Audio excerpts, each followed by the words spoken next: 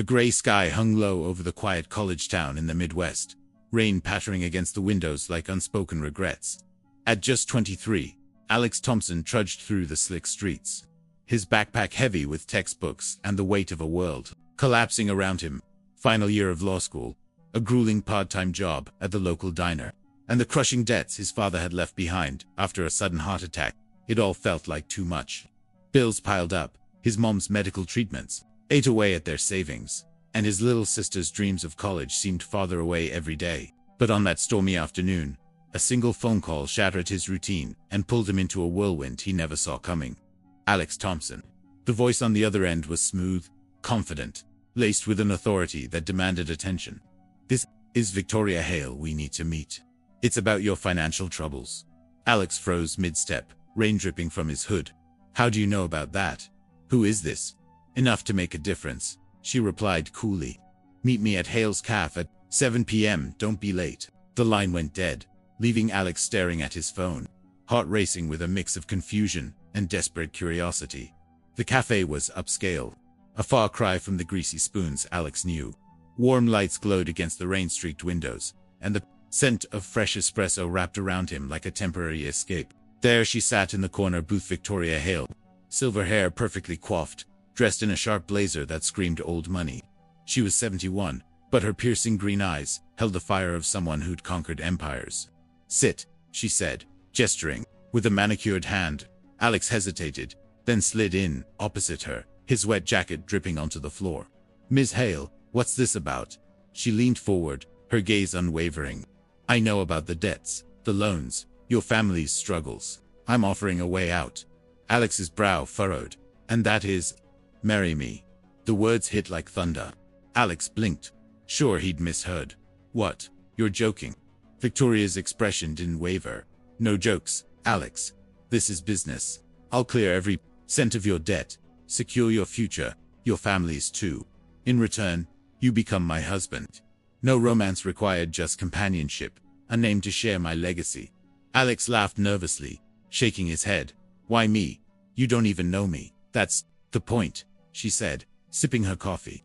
"You're young, no ties, and desperate enough to say yes. I've built my fortune alone, no kids, no heirs. I need someone reliable, someone to stand by me in public. Think of it as a partnership." Alex pushed back from the table, mind spinning. "This is crazy. I need time." "Take it," she replied, her voice like steel wrapped in silk. "But not too much. Opportunities like this don't wait." That night, back in their cramped apartment, Alex confided in his mom. Her face, lined with exhaustion from chemo sessions, softened as he explained. "Honey, I know it's unconventional, but if it means we can breathe again, maybe it's a lifeline." Tears welled in her eyes. "You've carried so much since your dad passed. Don't let pride bury us all." Alex stared at the ceiling long after she went to bed, torn between dignity and survival. By morning, the decision crystallized: he'd do it for them. A week later, in a simple courthouse under fluorescent lights, Alex stood in a borrowed suit, exchanging vows with Victoria. The words felt hollow, the ring cold on his finger. As the judge declared them married, Victoria turned to him with a faint smile. "Welcome to stability, Mr. Thompson." But as they stepped out into the drizzling rain, Alex caught his reflection in a puddle and wondered, had he traded his freedom for fool's gold?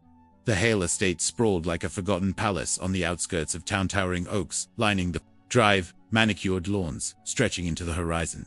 Alex arrived by cab, suitcase in hand, feeling like an intruder in a world of polished marble and crystal chandeliers.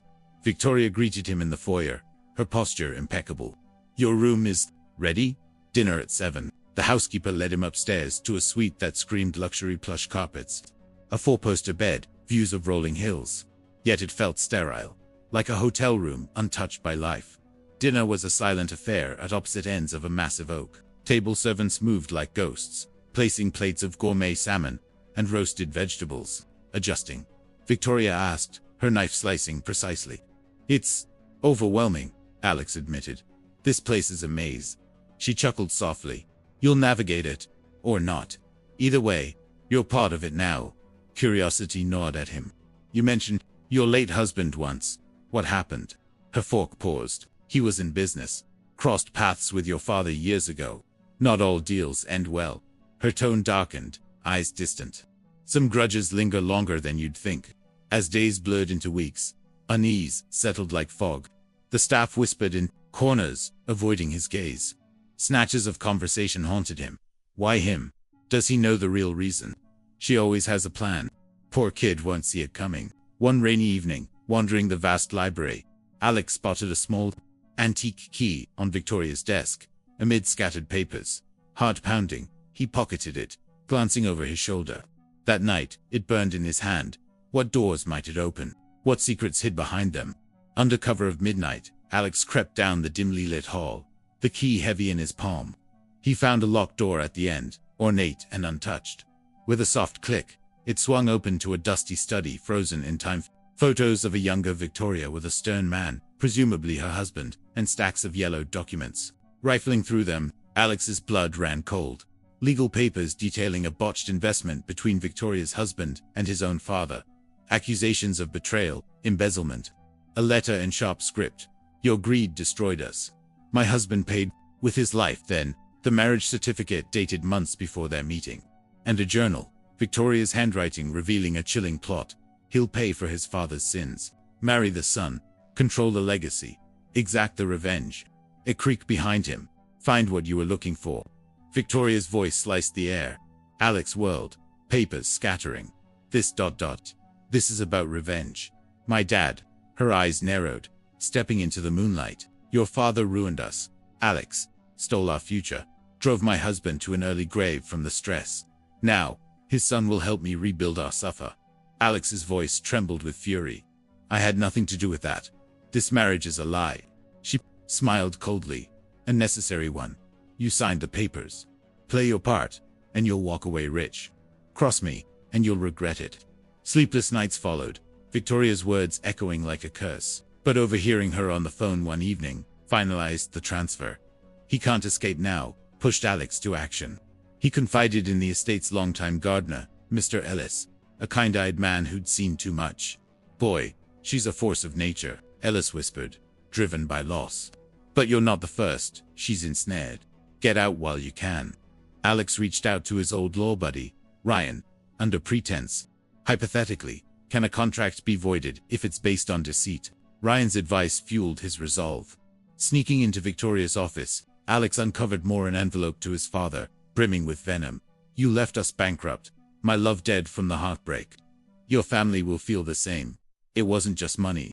It was raw, festering grief twisted into vengeance. Confronting her at breakfast, Alex's voice shook. I know the truth. This ends now. Victoria's facade cracked. You think you can judge me, after what your father did? But Alex held firm. Hurting me won't bring him back. Let it go. Hiring a discreet investigator confirmed it all. Victoria's husband had died broken after the scam, fueling her shady deals to reclaim power. With Ryan's help, Alex gathered evidence of her recent frauds, forged documents, illicit partnerships. In the sunlit drawing room, he laid it out. I know everything, Victoria. The past, the present. This revenge, it's destroying you too. Her eyes flashed. With rare vulnerability. You remind me of him. You know, my husband. That sparked. For a moment, regret flickered. Maybe I went too far. But sirens wailed outside police, tipped off by Alex's evidence. As they cuffed her for fraud, Victoria met his gaze. You win this round, but watch yourself. Bitterness is a chain. Watching her go, Alex felt a storm of relief and sorrow. He'd broken free, but at what cost? The trial was swift, Victoria's empire crumbling under scrutiny. Alex testified honestly, his words helping temper her sentence, not from pity, but understanding. The cycle of pain. Days later, a letter arrived with the estate deed. It was never just vengeance. Alex, use this place for good. Find the peace I couldn't. He sold it, clearing debts, funding his mom's recovery and sister's education. With the rest, he started the Hale Renewal Fund scholarships for those hit by financial fraud, turning tragedy into hope. A year on, Alex addressed recipients at a modest event. This isn't about handouts. It's about breaking chains, rebuilding from ruins. Walking away under a clear sky, he tucked Victoria's final letter away, a prison note of reflection. You taught me forgiveness isn't defeat, it's freedom. Thank you for ending the cycle I couldn't. In that moment, Alex felt whole. The past's shadows lifting, and you listening. Now think of the grudges you've held, the pains that linger. Like Alex, we all face storms that test our hearts. But in choosing forgiveness over fury, we find true strength. Let this story inspire you to release what's heavy, embrace second chances, and build a legacy of light. Because in the end, healing isn't just possible, it's the path to a brighter tomorrow.